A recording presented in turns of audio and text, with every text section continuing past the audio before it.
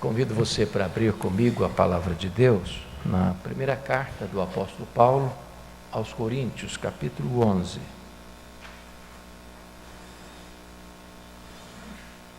Primeira carta de Paulo aos Coríntios, capítulo 11. Faremos a leitura a partir do verso 17 até o verso 34.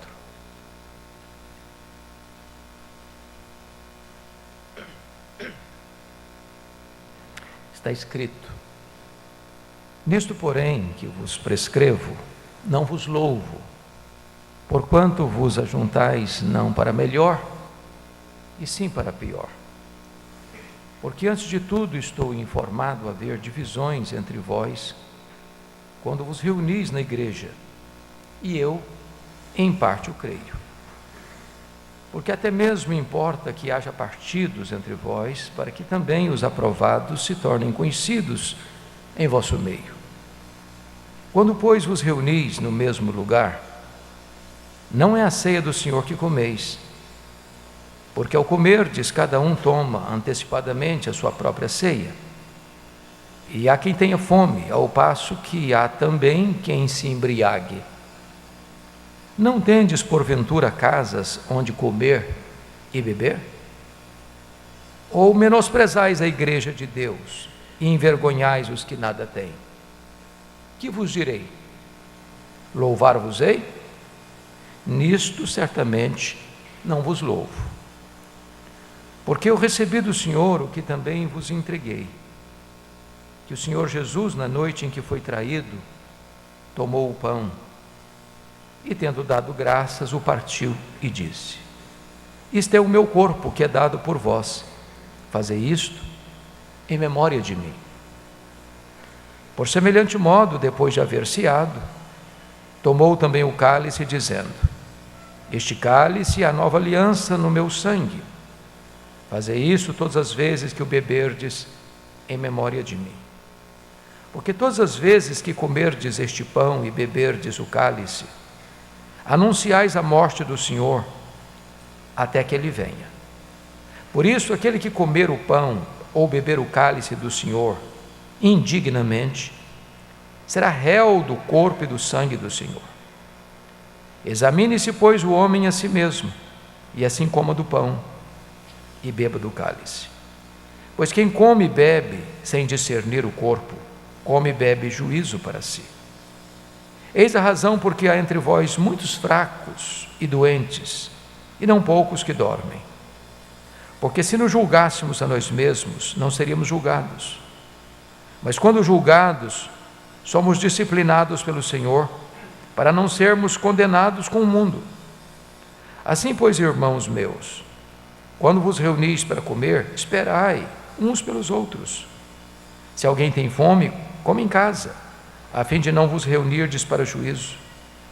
Quanto às demais coisas, eu as ordenarei quando for ter convosco. Amém. Irmãos amados, a Páscoa judaica marcou um momento decisivo na história de Israel. Os descendentes de Abraão já estavam no Egito, desde que José, na sua bondade, convoca a sua família em tempos de fome para ir para o Egito. Lá, aquelas 70 pessoas cresceram e se tornaram um grande povo. Muitos anos depois, mais de 4 séculos depois, já era uma grande multidão, a ponto de sair do Egito 600 mil homens, além de mulheres e crianças. E o marco histórico da saída, da libertação, foi exatamente aquela noite fatídica, onde Deus enviaria o seu agente para matar todos os primogênitos do Egito. Mas deu uma orientação ao povo de Israel: cada família vai sacrificar um cordeiro sem defeito, e vai colocar o seu sangue no batente das portas. E quando o anjo passar naquela noite, ao ver o sangue, passará por cima e não aplicará ali o juízo. É curioso que a palavra Páscoa, na língua inglesa, Passover, exatamente significa passar por cima. E foi o que o anjo naquela noite fez. Ao ver o sangue, passou por cima e não aplicou o juízo. Esta festa cruzou os séculos. E todos os anos Israel tinha o cuidado de celebrar esta festa. Um cordeiro sem defeito era sacrificado. E sua carne assada com ervas amargas e pães asmos eram comidos, para lembrar a grande libertação do Egito. Mas esta festa não era um fim em si mesma. Esta festa apontava para algo e para alguém. Esta festa haveria de se culminar na pessoa de Cristo, porque Ele é o Cordeiro de Deus, Ele, o perfeito sacrifício, aquele Cordeiro que providencialmente Deus trouxe para Abraão em Moriá, suficiente para substituir Isaque. Este Cordeiro da Páscoa, suficiente para substituir uma família. Mais tarde, em Isaías 53, o Cordeiro suficiente para substituir uma nação. Agora, em João 1,29, o Cordeiro suficiente para substituir o mundo. Eis o Cordeiro de Deus que tira o pecado do mundo. Tudo apontava para Cristo. E então, exatamente na Páscoa, Jesus sobe para Jerusalém, plenamente consciente de que ali ele seria morto, crucificado, para ressuscitar ao terceiro dia. E ao entrar em Jerusalém, diz a Escritura, que ele ordena a Pedro e João para preparar um local para ele comer a Páscoa com seus discípulos. Prepara o cenáculo. E então diz a Escritura que era quinta-feira à noite e a mesa estava posta, o cordeiro assado, as ervas amargas, o pão sem fermento, o vinho. E é nesse momento que Jesus Cristo encerra a festa judaica. É nesse momento que Jesus fecha a porta da Páscoa judaica e disse: agora ela está chegando ao seu fim. Ela cumpriu o seu papel. Ela chegou até aqui, porque o que eu vou fazer aqui é aquilo que ela simbolizou. E então Jesus toma um pão, o parte e diz: este pão é o meu corpo que é dado por vós. Pega um copo de vinho, um cálice de vinho, diz: este cálice é a nova aliança em meu sangue, tomai e bebei dele todos, fazei isto em memória de mim, até que eu retorne para vós. E nesse momento então Jesus está fazendo uma espécie de transição, porque a ceia do Senhor é o elo de ligação entre as duas vindas do Senhor Jesus Cristo. A ceia do Senhor é o monumento da primeira vinda, e a ceia do Senhor é a promessa da segunda vinda. Fazei isto em memória de mim, todas as vezes que comerdes o pão e beberdes o cálice, anunciais a minha morte. E fazer isto até que ele venha, diz a Escritura, de tal maneira que ali no cenáculo Jesus está dizendo o seguinte: acabou a matança de cordeiros, acabou. Nós não celebramos mais a Páscoa judaica, nós celebramos a ceia do Senhor, porque a Páscoa judaica tinha uma única finalidade: é nos tomar pela mão e nos levar a Cristo. E agora o Cordeiro de Deus se apresenta, e antes mesmo da sua morte, ele teatraliza a sua morte na celebração e inauguração da ceia. E hoje, amados irmãos, nós queremos entender um pouquinho melhor sobre o que significa a ceia do Senhor. Curiosamente, ao longo da história da igreja, talvez nenhuma doutrina cristã tenha dividido mais a opinião dos cristãos do que a Santa Ceia. Alguns, equivocadamente, pensam que há aqui uma transubstanciação, que o pão se transforma em carne, sangue, nervos e ossos de divindade. Mas isso não acontece. O pão continua sendo pão, o vinho continua sendo vinho. Não há nenhuma mudança na substância dos elementos. Outros acham que Jesus está presente fisicamente nos elementos, a consubstanciação, mas também isso não é fato, é um equívoco. Jesus está presente sim, não fisicamente, mas espiritualmente. Há outros que acham que é apenas um memorial, um instrumento para lembrança. Porém, nós entendemos que a ceia do Senhor é um meio de graça, é um instrumento de edificação e fortalecimento do povo de Deus. Mas Paulo, quando está instruindo a igreja de Corinto sobre esse assunto, começa a exortar a igreja por causa de uma distorção que estava acontecendo lá. Que distorção? Havia uma festa que precedia a celebração da ceia. Era a festa do ágape, era a festa do amor. Era uma espécie de momento de comunhão dos crentes antes da celebração da ceia. O que acontecia? Cada irmão trazia de casa um prato especial. Na nossa linguagem hoje seria uma ceia de ajunta-pratos. Quem podia mais, trazia mais, quem podia menos, trazia menos. Ricos e pobres se assentavam para comer aquela refeição em comum. Porém, o propósito de os mais ricos suprirem as necessidades dos mais pobres e complementarem o que lhes faltava nesta ceia, neste jantar especial que precedia a celebração da ceia, começou a ter distorções, de tal maneira que os ricos se separavam dos pobres, comiam muito e se embriagavam, enquanto os pobres não tinham o que comer e passavam fome. E de repente aquela festa, aquele jantar se tornou um elemento de acepção de pessoas, de divisão entre ricos e pobres, de desprezo dos menos favorecidos financeiramente. E de certa forma, aquilo, em vez de preparar o ambiente para participar da ceia, estava maculando o verdadeiro sentido da ceia, porque ali estava existindo o que nós chamaremos hoje de acepção de pessoas. E o símbolo da acepção de pessoas era a comida.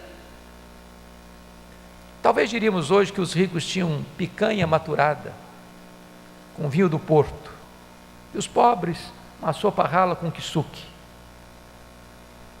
E desta maneira a coisa estava ficando muito difícil na igreja.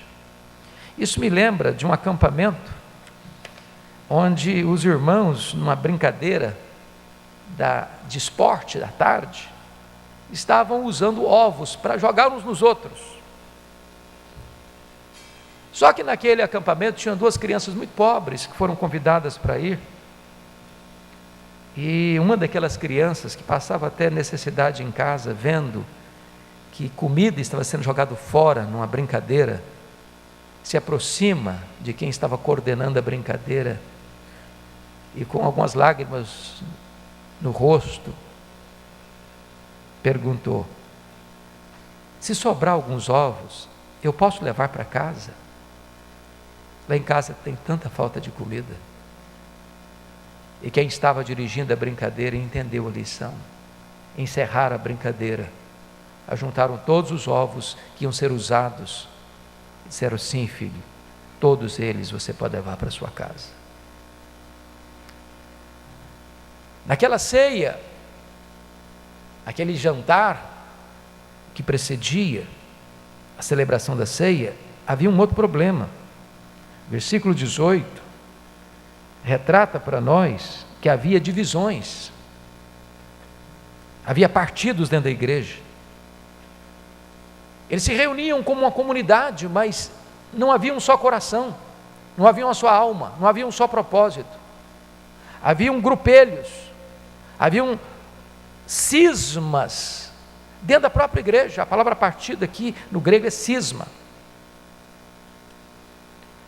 E sabe, amados, muitas vezes nós nos reunimos no templo, nós nos assentamos ao redor desta mesa, é a mesa da comunhão, mas comunhão é apenas uma frase, uma palavra, no papel, mas não a realidade do coração, não a realidade da convivência.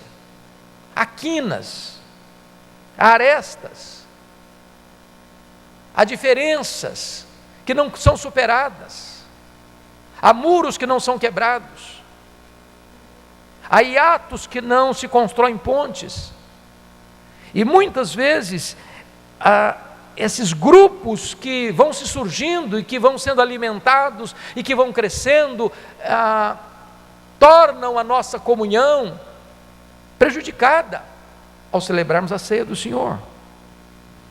É por isso que Paulo vai informar no verso 17, algo soleníssimo. Confira comigo. Nisto, porém, que vos prescrevo, não vos louvo, porque vos ajuntais não para melhor, e sim para pior. E o verso 20, ele diz: quando, pois, vos reunis no mesmo lugar, não é a ceia do Senhor que comeis.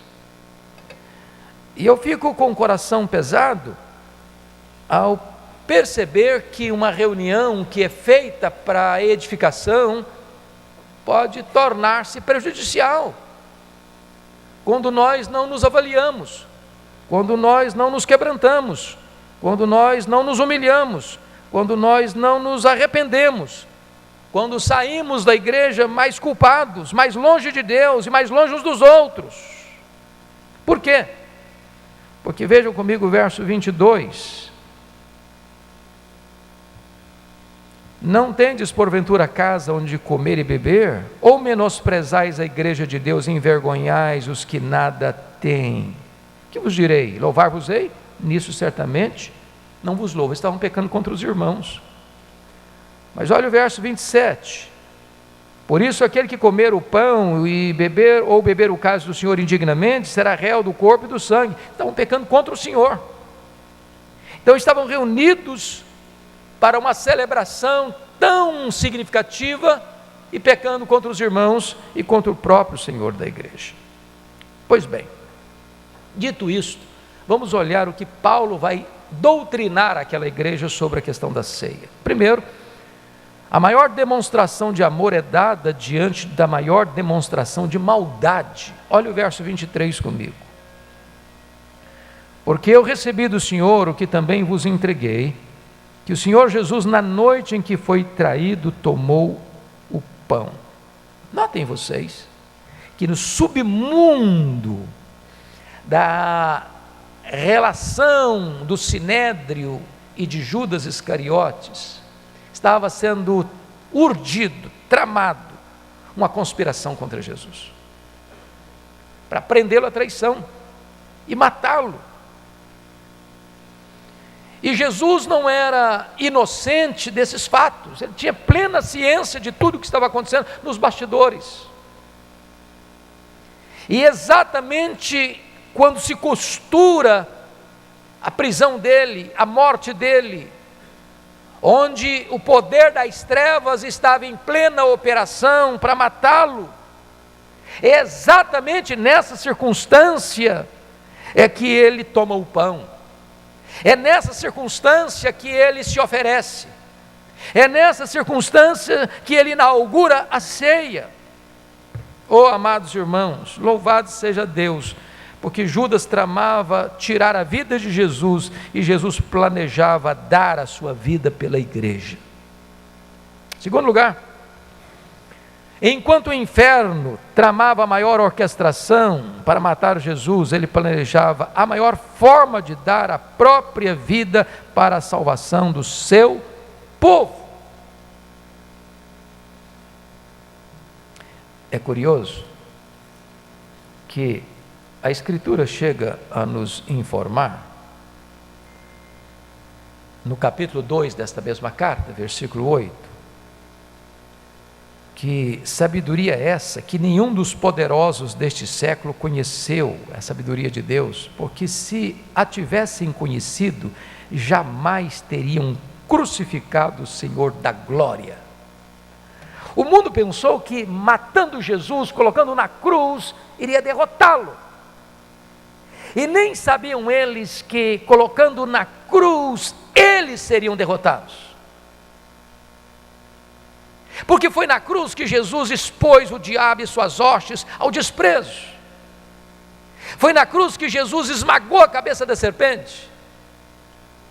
Foi na cruz que Jesus teve a mais retumbante vitória. Foi na cruz que ele deu o brado de triunfo: está consumado. E o inferno pensava estar impondo sobre ele uma derrota fragorosa, e o inferno e as suas hostes estavam sofrendo uma cachapante derrota do Senhor Jesus Cristo, exatamente quando ele estava se rendendo na cruz. Exatamente então nesse cenário, irmãos, quando um apóstolo de Jesus, Judas Iscariotes, costurava com os líderes religiosos do Sinédrio para matar Jesus, é nessa conjuntura e é nesse momento histórico é que Jesus então inaugura a ceia, oferecendo-se por nós. Mas a segunda lição que eu chamo a sua atenção é que o maior sacrifício é oferecido não por constrangimento, mas com alegria. Olha comigo o verso 24 do texto lido. 24. E tendo dado graças, o partiu e disse: este é o meu corpo, que é dado por vós, fazei isto em memória de mim. É a palavra eucaristós, de onde vem a palavra eucaristia. É por isso que algumas igrejas optam em dizer que esta mesa é a mesa da Eucaristia. Em outras palavras, quando Jesus está celebrando, inaugurando a ceia, ele não está fazendo isso triste, ele não está abalado, ele não está indo forçado como ovelha elevada para o matadouro, se esperneando, mas ele faz isso voluntariamente, ele faz isso alegremente, e ele celebra com ações de graças, com gratidão, com entusiasmo, com alegria. Aliás, quando você lê os evangelhos, a angústia de Jesus acontece no Getsêmani. Na cruz não. Não há em lugar nenhum que você note Jesus com essa angústia. Ele sofre o desamparo do Pai no momento em que é feito o pecado por nós, mas ali não é mais lugar de angústia. Quando ele celebra a ceia, parte o pão, é com ações de graças, é com gratidão, é com alegria. Até porque Cristo foi para a cruz como um rei caminha para a sua coroação. Cristo vai para a cruz não com murmuração em seus lábios, mas com ações de graças. Cristo vai para a cruz como uma entrega, e eu chamo a sua atenção para isso. Há duas verdades aqui no versículo 24 que eu chamo a sua atenção. Você pode ler comigo em voz alta o verso 24, vamos juntos? E tendo dado graças, o partiu e disse: este é o meu corpo, que é dado por vós, fazei isto em memória de mim. Chama a sua atenção para a frase, é dado por vós. Quem deu? Quem deu? E a resposta é: o Pai deu. O Pai deu. Preste atenção nisso. Jesus é o presente do Pai à igreja. A igreja é o presente do Pai a Jesus. O Pai deu seu Filho. Ele não poupou o seu próprio Filho. Ele amou o mundo de tal maneira que deu o seu Filho. Mas em segundo lugar, notem vocês que o corpo de Cristo é dado à igreja pelo Pai, mas olha a primeira frase do verso 24. E tendo dado graças, o partiu disse: isto é o meu corpo. Aqui agora ele está dizendo, eu voluntariamente me ofereço. Ele não foi para a cruz constrangido, ele não foi forçado, coagido. Isso dá mais alta importância em entender, ele não foi para a cruz porque Judas o traiu, porque o Sinédrio o prendeu, porque o Sinédrio o acusou, porque Pilatos o sentenciou à morte de cruz, porque os soldados o pregaram naquele lenho. Não, ele foi porque ele mesmo se entregou. Aliás, eu tinha dito isso, ninguém tira a minha vida de mim, pelo contrário, eu espontaneamente a dou, recebi esse mandato de meu Pai, para dar e para reavê-la. Mas vejamos mais, irmãos, a eficácia do sacrifício supremo está não apenas na sua informação, mas sobretudo na sua apropriação. Vamos ler o verso 26 agora, toda a igreja comigo, por favor. Porque todas as vezes que comerdes este pão e beberdes o cálice, anunciais a morte do Senhor até que Ele venha. Preste atenção nisso, não é a informação do que Cristo fez por nós que nos salva. Preste bem atenção nisso. Eu posso estar corretamente informado das doutrinas certas e estar perdido ainda.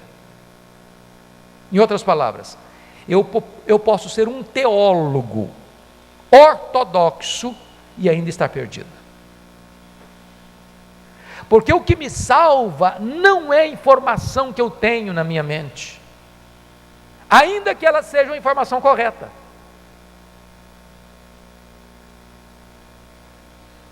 Segundo, não é a emoção que sentimos pelos padecimentos de Cristo na cruz que nos salva.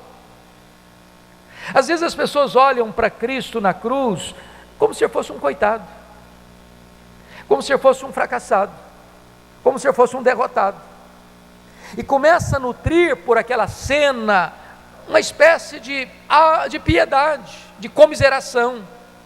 Aquilo mexe com as suas entranhas, o sofrimento dele, a agonia dele, a sede, as cãibras, as dores, o vilipêndio. Mas eu posso ter as mais fortes emoções acerca do que ele fez, não é isso que me salva.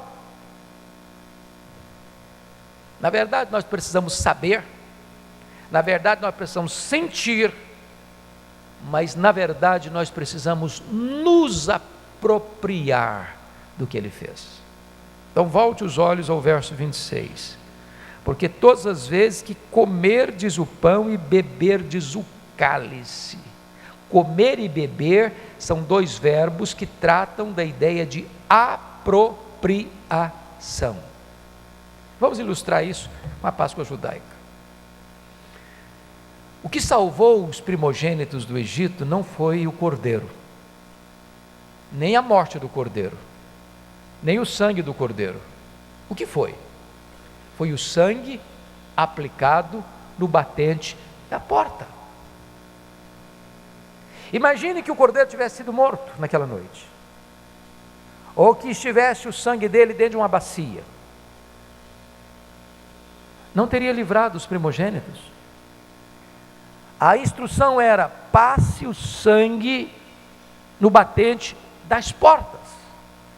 Em outras palavras, o sangue tem que ser aplicado. Irmãos, é tão importante entender isso. Nós nos reunimos para instrução, nós temos uma boa escola dominical para instrução, nós celebramos a ceia do Senhor visando a instrução. Você recebe no culto da sua casa, na leitura da sua Bíblia, instrução. Mas se você não se apropriar de Cristo, não há salvação aí. Você precisa ter a sua experiência, e essa apropriação é única. Em outras palavras, ninguém pode substituir você, nem seu pai, nem sua mãe, nem seu marido, nem sua mulher, nem seus avós, ninguém. Essa é a sua experiência. de comer e beber, de se apropriar particularmente, pessoalmente. Agora notem outra coisa. A salvação não é uma questão de mérito, mas de apropriação do que Cristo fez em seu favor. Pense comigo de novo lá na Páscoa judaica. É muito provável que houvesse primogênitos entre os israelitas piores do que muitos primogênitos no Egito. É ainda assim hoje. Há muitas pessoas não crentes, irmãos, que do ponto de vista moral, social, familiar, têm uma vida muito mais decente do que muitas pessoas que são crentes. Estejam certos disso. Bons cidadãos, bons pais, bons trabalhadores, bons patrões, bons filhos, bons esposos, boas esposas, é natural. Se a salvação fosse por mérito, então salvar-se-iam os melhores, embora todos são pecadores. Mas o critério de salvação não é mérito. O critério de salvação lá no Egito foi: onde tiver o sangue aplicado, ali o anjo da morte passa por cima e não aplica o juízo. Você é salvo não por aquilo que você faz, você é salvo por aquilo que Cristo fez por você. Mas você é salvo quando o que Cristo fez por você é aplicado em sua vida. Se você se apropria de Cristo, se você está debaixo do sangue, então você é salvo. Não há outra forma. Quarto lugar, o sacrifício supremo é o grande marco do cristianismo que deve ser relembrado. Olha comigo os versos 24 a 26. E tendo dado graças, o partiu e disse: isto é o meu corpo que é dado por vós, fazei isto em memória de mim. Por semelhante modo, depois de haver ceado, tomou também um cálice, dizendo: este cálice é a nova aliança no meu sangue, fazei isto todas as vezes que o beberdes em memória de mim, porque todas as vezes que comerdes este pão e beberdes o cálice, anunciais a morte do Senhor até que ele venha. Então, note outra coisa. O sacrifício de Cristo é o ponto culminante da sua obra redentora. Notem que Jesus não mandou relembrar seus ensinamentos aqui, nem seus milagres aqui, nem sua vida aqui. Ele mandou a igreja relembrar a sua morte, porque é na sua morte que temos vida, é na sua morte que ele consumou a nossa redenção. É por isso que Paulo chegou a dizer nessa mesma carta, capítulo 2, verso 2: porque eu decidi nada saber entre vós, senão a Jesus Cristo e este crucificado. E Jesus diz o seguinte: vocês vão fazer isso até que ele venha, diz o apóstolo Paulo. Em outras palavras, a igreja não tem autoridade de mudar a sua mensagem. A igreja não pode mudar a mensagem. Não, agora nós vivemos no outro tempo, não, agora os tempos mudaram, agora nós temos que comunicar uma mensagem mais contemporânea, mais atualizada. Agora nós temos que falar dos grandes problemas sociais, econômicos, políticos do mundo. A injustiça social é tão grande, o mundo hoje está precisando de tanto socorro, de tanta orientação, então vamos mudar nossa mensagem, vamos atualizar nossas mensagens. Paulo diz: não! Até Jesus voltar, a mensagem da igreja é a morte de Cristo. Fazer isso até que ele venha. Anuncia a morte de Cristo até que ele venha. Até a segunda vinda, a igreja só tem uma mensagem, e a mensagem é Cristo e este crucificado. Mas eu gostaria de concluir. Último lugar, a celebração do sacrifício supremo exige algumas atitudes dos seus participantes. Primeiro, é olhar para trás. Se você, ao celebrar a ceia, não olhar para o Calvário, não olhar para o sacrifício que Cristo fez, e participar desta mesa atabalhoadamente, apressadamente, refletidamente, sem saber o quanto custou a sua redenção, você não vai valorizar essa ceia, você não vai valorizar essa mesa, você não vai participar desta mesa de forma digna. Segundo, nós devemos olhar para frente. A ceia é o monumento da primeira vinda. A ceia é a promessa da segunda vinda. Quando você celebra a ceia, você está olhando para frente e diz: Jesus vai voltar. Ele vai voltar. É a promessa dele. A história não caminha para um desastre. A história não é cíclica. A história é teleológica. Ela caminha para um fim, para uma consumação da vitória de Cristo na sua segunda vinda. Terceiro, você precisa olhar para dentro. Versículo 28 diz: examine-se, pois, o homem a si mesmo, e assim coma do pão e beba do cálice. Eu não posso examinar você, nem você examinar a mim. Não é hora de você julgar o seu irmão, é hora de você julgar você mesmo. Não é hora de você apontar o dedo para o seu irmão, é hora de você fazer uma autoanálise do seu próprio pecado. E notem vocês que, se você está fazendo este autoexame, é hora de você perguntar: se é uma ceia, se é um banquete, eu tenho fome? Eu tenho fome das coisas de Deus? As coisas de Deus me apetecem? Eu tenho prazer nas coisas de Deus, eu me deleito nelas? A ceia é um banquete que exige discernimento. Quem comer sem discernir o corpo, come e bebe juízo para si. Que corpo? A Bíblia fala de dois aspectos do corpo. O primeiro, o corpo de Cristo, foi o que ele fez na cruz. Mas o segundo é o corpo místico de Cristo, que é a igreja, são os meus irmãos. Eu não posso ter comunhão vertical se eu não tenho comunhão horizontal. Eu não posso estar bem com o meu Senhor se eu estou de mal com o meu irmão. Eu não posso ter livre acesso à graça e me deleitar em Deus se aqui do meu lado eu estou desprezando o meu irmão. Eu preciso discernir o corpo para não comer juízo. A ceia é um banquete que exige preparo.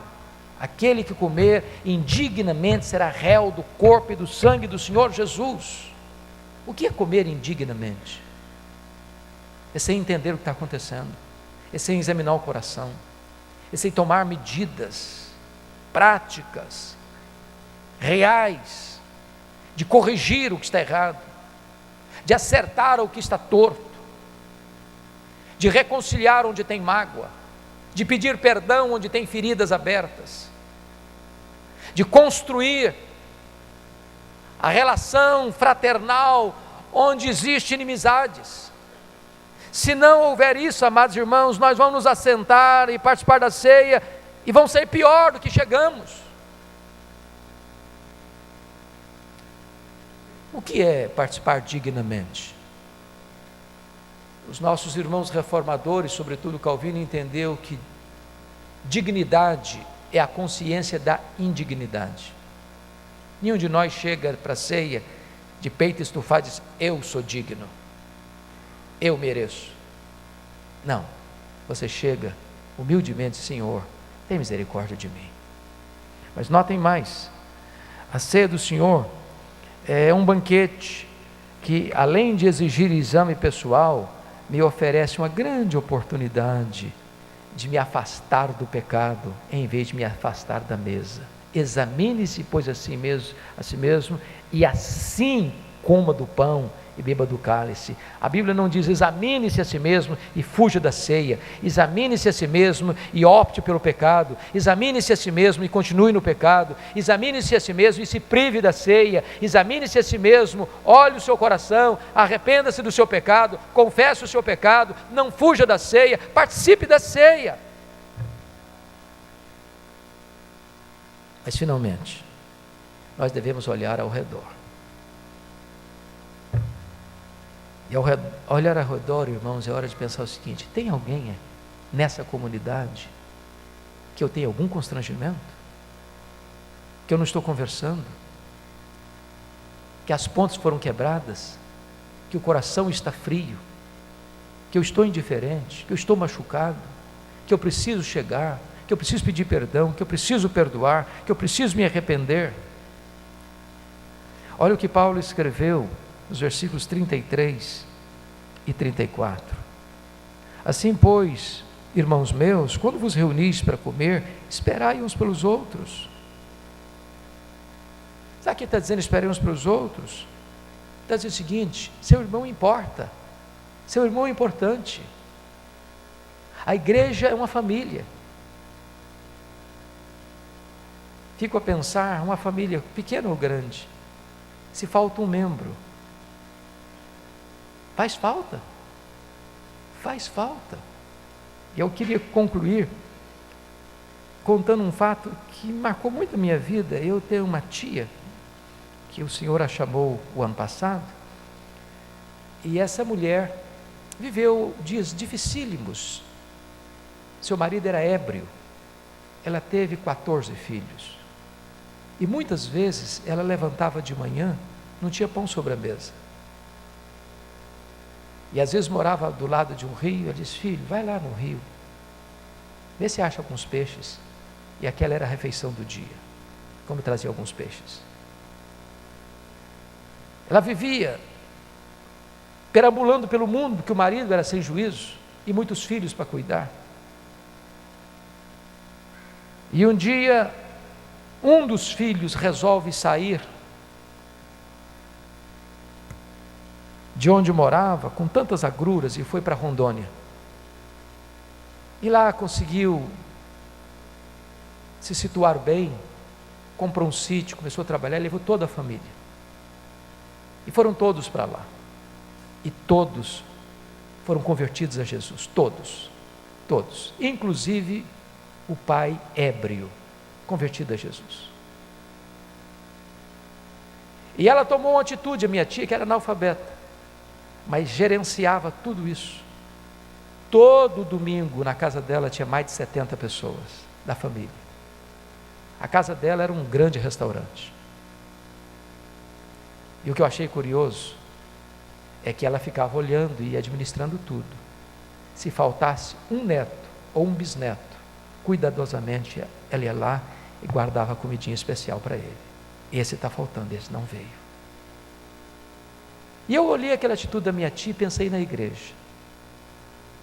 Quantas vezes um irmão falta e a gente nem nota? O irmão não vem, a gente nem percebe. O irmão não vem e alguém lá no coração diz: ah, que bom que não veio, porque está difícil. Oh, amados, nós somos uma família. Esperai uns pelos outros. E desta maneira, a igreja há de ser uma bênção ao participar desta mesa.